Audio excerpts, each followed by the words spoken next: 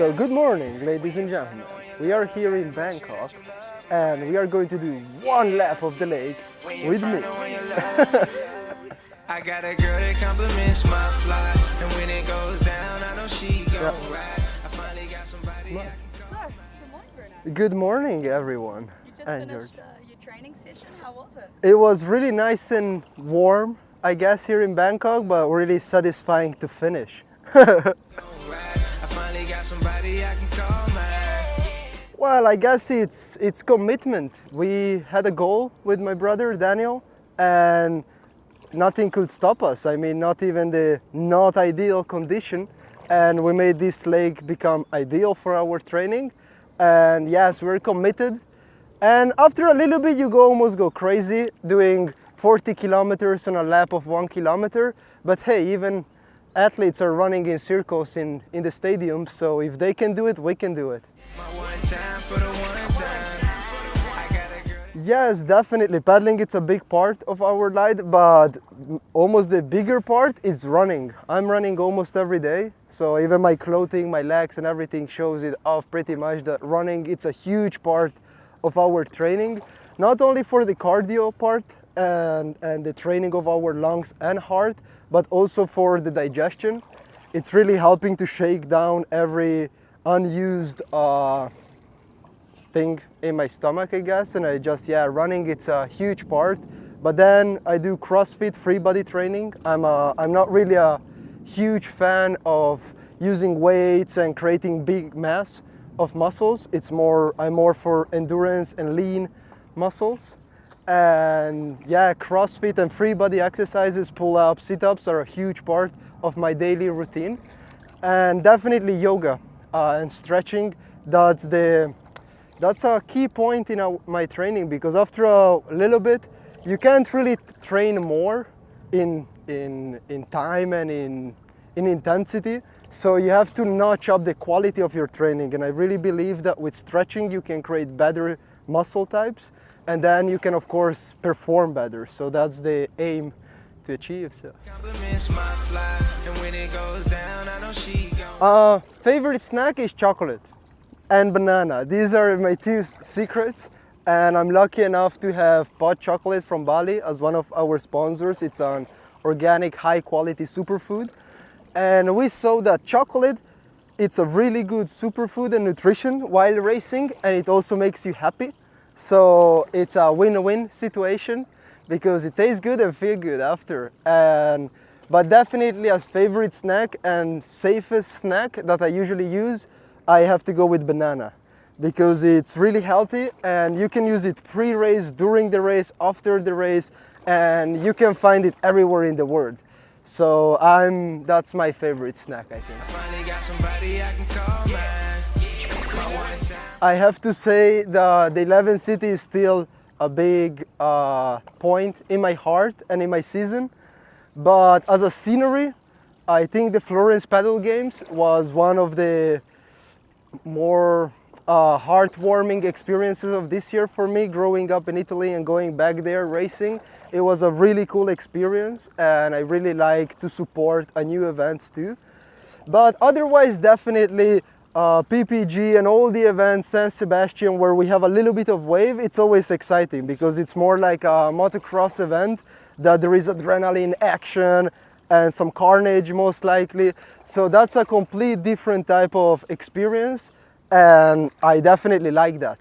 So.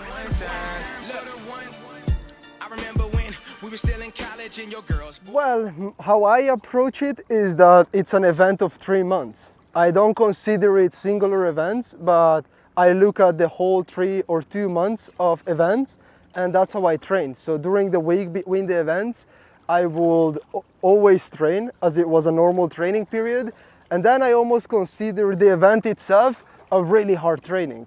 Because if I start to just focus on singular events, then most likely on the 3rd or 4th stop, I will not function anymore. But if I approach it almost as a training and just as a normal routine, then I feel that it's a little bit easier. But as always, we are humans and we can't really perform for 3 months at the highest level without mistakes. So I have ups and downs. during the Euro Tour, but what I'm trying to do is to have my lowest points still really high. So then it's always good.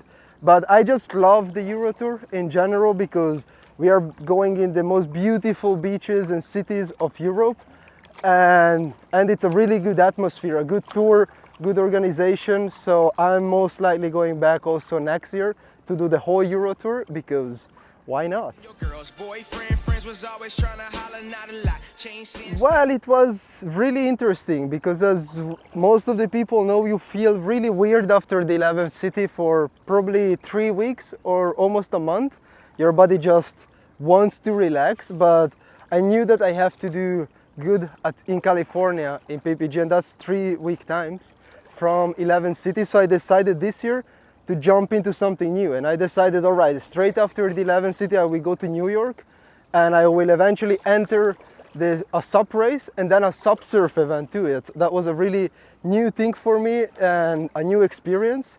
But really unluckily, I got to New York and they lost my paddle bag with all my racing gear, hydration, everything, literally everything I needed for racing, it was gone. And after waiting for maybe a week or almost 10 days, they called me and the airline told me that they can't find my bag. So at that stage I was like, "Ew, this is not going to work out good." I started to buy new clothes, new equipment for myself. But luckily I wrote to Sean Pointer, and he borrowed me literally board, leash, wetsuit, fins, paddle, everything. And I just decided to enter a SUP surf event.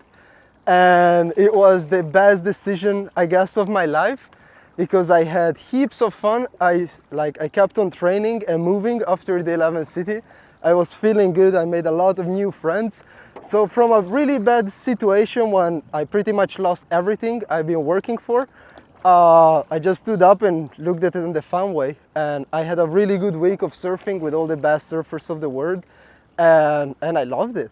So ride slow, let 'em know I got you, never been insecure, but I don't play the Sprint was always my first board. That was the board I started my career on. So I was straight away standing on a dugout board closer to the water surface, and I still love that feeling, to being not on top of a board but inside a board closer to the water line.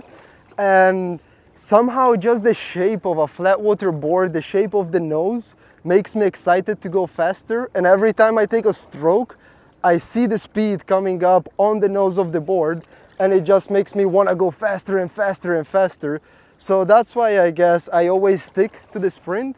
And as one of my first mentor, Jeremy Stephenson, told me and taught me, to get used to one equipment and get to know the board and then use it everywhere, because most likely it will turn out better than switching gear for every condition and trying to learn the board.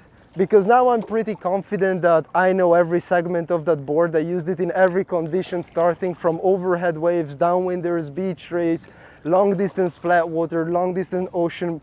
I use that board literally everywhere. I surf even on the nose of it. So I just love the board, and it's also the narrowest board of the range, and I'm quite sure it's one of the narrowest boards on the market.